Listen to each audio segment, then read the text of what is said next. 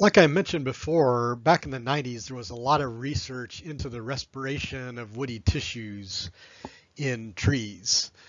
A lot of this was motivated by hypotheses with regard to the decline in productivity that we see in older even age stands. And one of the hypotheses for that decline in productivity was that woody tissue respiration costs increase as stands age, and that leaves less carbon available for productivity. And there's a whole literature around that, but that led to a lot of woody tissue respiration research in the 90s. And when that research was young, a lot of people would express woody tissue respiration as a function or normalized by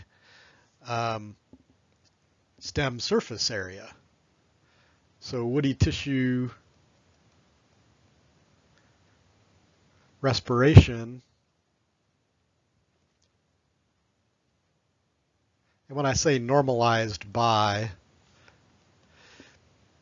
whenever we see estimates of photosynthesis or respiration, it's always per unit tissue. In photosynthesis, it's often per unit leaf area, but sometimes per unit leaf mass. Same thing for woody tissue respiration. It can be per unit mass, but a lot of people early on especially normalized it by stem surface area. Because the thinking was most of the living cells and most of the physiologically active cells in the stem are around the outside of the stem in the vascular cambium. But in reality, a lot of researchers, especially Mike Ryan, who was a Forest Service researcher, and others, found that stem volume actually ended up being the best unit to normalize respiration by.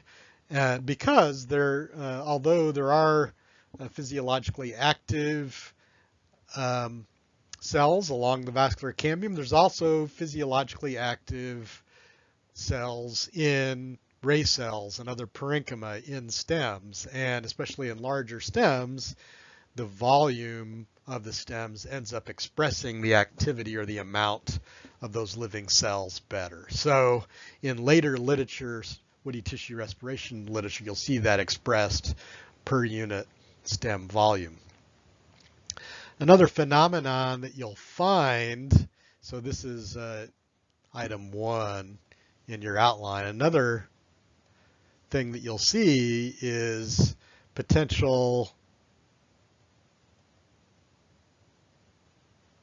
for CO2 recycling in stems. And that's usually associated with the movement of respiratory CO2 in the transpiration stream.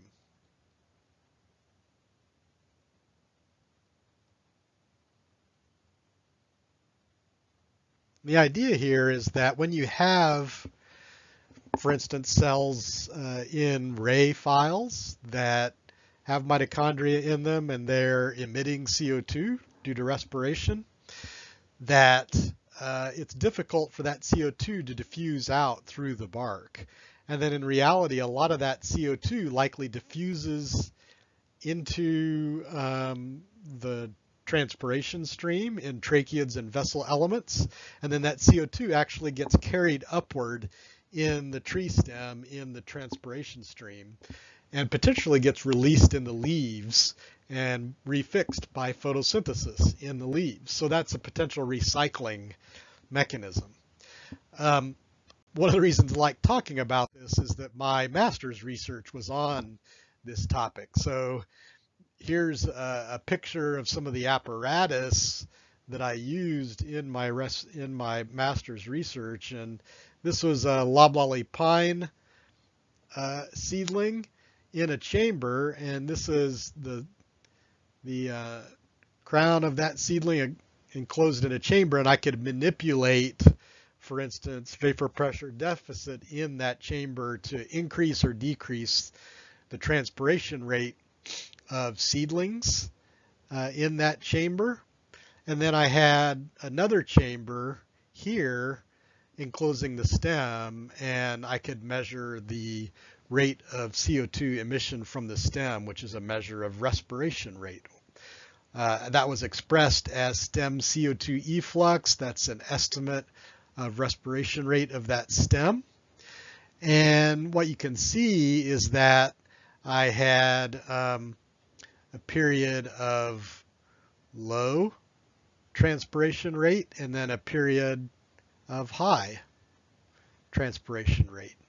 In this case, a different experiment where I had the high first, high transpiration rate first, and low transpiration rate first. And what you can see is that when I switched from low to high, or from high to low, there's a change in the amount of CO2 that's emitted from the stem, even though the stem temperature really didn't vary at all during that period of time. So there was no change in temperature, so we wouldn't expect respiration rate to change in the stem, but there were large changes in the amount of CO2 emitted from the stem. So when transpiration rate increased, we saw a big decrease in the amount of CO2 emitted from the stem. And vice versa, when transpiration rate went from high to low, there was a big increase in the amount of CO2 emitted from the stem. So that experiment, it showed that when the rate of water flowing through the stem increased, more CO2 was carried away from the stem and likely up into the leaves. So this was a functional demonstration that CO2 respired by cells in the stem was likely being carried off by the transpiration stream. And Bob Teskey, who I worked with for my master's at the University of Georgia, developed these ideas further. So for instance, McGuire and Teskey made some models that showed how much CO2 was likely carried away by the transpiration stream and potentially recycled by photosynthesis. So that also potentially showed that measurements of respiration of stem by placing chambers onto stem and measuring CO2 emissions during the day were likely impacted by transpiration rate during the day.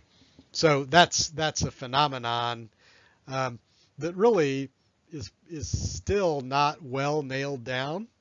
And that sort of degree of recycling of that respired CO2, I think, is still to some extent an unknown. I don't give a lot of data about root respiration in this class because there is less direct data on respiration in roots. And a big reason for that is that it's very difficult to measure respiration rates of roots because they're intimately entwined with the soil. There are lots of measurements of soil respiration, but of course, when we measure respiration by measuring CO2 emission from the soil, that estimate includes both respiration from roots, so autotrophic respiration from the roots, so autotrophic respiration, that equals root respiration, but also heterotrophic respiration, which is just respiration of microorganisms in the soil. So that's microbial respiration. So when we measure soil respiration, it includes both of those things. And in terms of the carbon balance of a forest stand, that soil respiration is a pretty big piece. And one of the challenges to really understanding that piece is the difficulty of separating out that autotrophic from the heterotrophic part. But suffice it to say that autotrophic, that root respiration part, probably is fairly high. And there is some data on that in the literature. One of the things we know is that fine root respiration, so the root hairs on the rapidly growing portion of the root system, are fairly carbon costly. They're very physiologically active. They have high respiration rates, and they also have relatively high turnover rates. But again, the direct estimates of those rates are fairly lacking in the literature. So that is one barrier to our understanding that piece. I already showed you these data when I talked about stable carbon isotopes, but I wanted to show you them again within the context of root respiration. So just as a reminder, this is showing delta 13C of soil respiration, which again includes respiration of both the roots and the microorganisms in the soil, and then the air relative humidity 3 to 4 days prior to that measurement of stable carbon isotopes of the CO2 emitted from the soil. What this shows us is that there's a change in the delta 13C signal of respiration CO2 that's linked to photosynthesis 3 to 4 days prior. So what you see is that there's a greater discrimination that's likely associated with more open stomata when relative humidity was higher 3 to 4 days prior, and less, so this is more discrimination, so more open stomata when relative humidity was greater 3 to 4 days prior, and then this is less discrimination, so more closed stomata 3 to 4 days prior. What does this tell us? It tells us that it probably takes, well, what it tells us is that roots and associated microorganisms are respiring carbon that was fixed by photosynthesis 3 to 4 days prior. That's pretty interesting. So there's actually pretty tight coupling between photosynthesis in the crown and respiration in the roots. Remember, we looked at some data, that Wharton and Teskey study, that showed that changes in photosynthesis pretty rapidly had effects on the magnitude of respiration in the roots, for instance. Well, this is more data that shows us that coupling between photosynthesis fixed in the crown, and 3 to 4 days later we see the effects. Basically, those roots are respiring that carbohydrate that was fixed 3 or 4 days prior. So pretty tight coupling between processes in the crown and processes in the roots. And again, we're dealing with whole plants. They are integrated organisms, so that's not necessarily surprising. So then it also shouldn't be surprising that there is close coupling between, and this is eddy covariance data, so data from an entire forest, but what it shows us is that there's pretty close coupling between GEP, this is gross ecosystem production, And that basically means photosynthesis of the entire ecosystem. So photosynthesis of the entire ecosystem, and these are 10-day averages. So it's time averaged over some period of time. So this is measured with eddy covariance, which is basically a technique which allows us to measure gas exchange over large patches of ground versus root respiration with chambers over that same 10-day period. And what you can see is that there's a very tight correlation between ecosystem photosynthesis, basically, and the amount of respiration coming out of the soil. So during periods when there's lots of carbon being fixed in the canopy, there's more carbon being metabolized by the roots.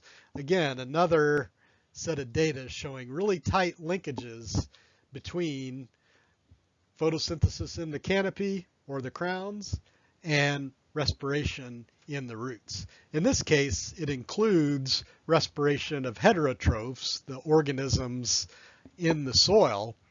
But that tells us, and what we know is that those soil heterotrophs are metabolizing to a large degree, or to some extent, carbohydrates that are being leaked out of the root system into the soil. So all of that is closely coupled. The final point that I wanted to make, this is number 2 in your outline, flooding, soil compaction, fill. I just want to emphasize that, again, roots respire. Roots have lots of living cells in them. And so this is aerobic respiration. So roots respire and so need access to oxygen. And in an adequately drained soil, the roots have access to sufficient oxygen to carry out aerobic respiration, because if you've taken a soil class, you know that a soil is a matrix of minerals, organic matter, and air. And there's lots of air spaces in soil. And O2 diffuses into the soil and is available in those air spaces where it can diffuse into the roots, and the mitochondria have access to that oxygen. But under conditions, there are some conditions which restrict oxygen availability to roots, and specifically things like flooding, soil compaction, or the placement of fill over root systems. All of those things restrict the diffusion of oxygen to root systems, and that causes stress to the tree proximally by decreasing the ability of those living cells to respire. That essentially eventually kills the roots because they can no longer carry out aerobic respiration. So a lot of the negative impacts that we see associated with flooding, soil compaction, or the placement of fill impact the tree through the decrease in the ability of those living cells in the roots to carry out aerobic respiration. So especially in urban trees, but also in forest trees, when we see health impacts, I often tell people, look down first and see if there are impacts to the root system associated with any of these things. Here's an example just on the edge of Gainesville, where there was placement of about 30 or 40 centimeters of fill over some great live oak trees. And those trees are showing really pronounced thinning in the canopy. So there's a picture of the above ground portion of that same tree where you can see that the crown is really thinning. It doesn't have much leaf area. And that's because this fill is greatly reducing the ability of O2 to diffuse into that root system. Basically, there's an additional foot or two of soil through which oxygen has to diffuse before it even reaches the previous surface of the soil. There's probably also some additional effects of compaction associated with the weight of that fill and heavy equipment being driven over those root systems. And the cumulative effect is thinning of those crowns. And I've visited this site over the years, and I've seen the subsequent decline of these oak trees. I'm not going to call out exactly where this is, but it's a real shame.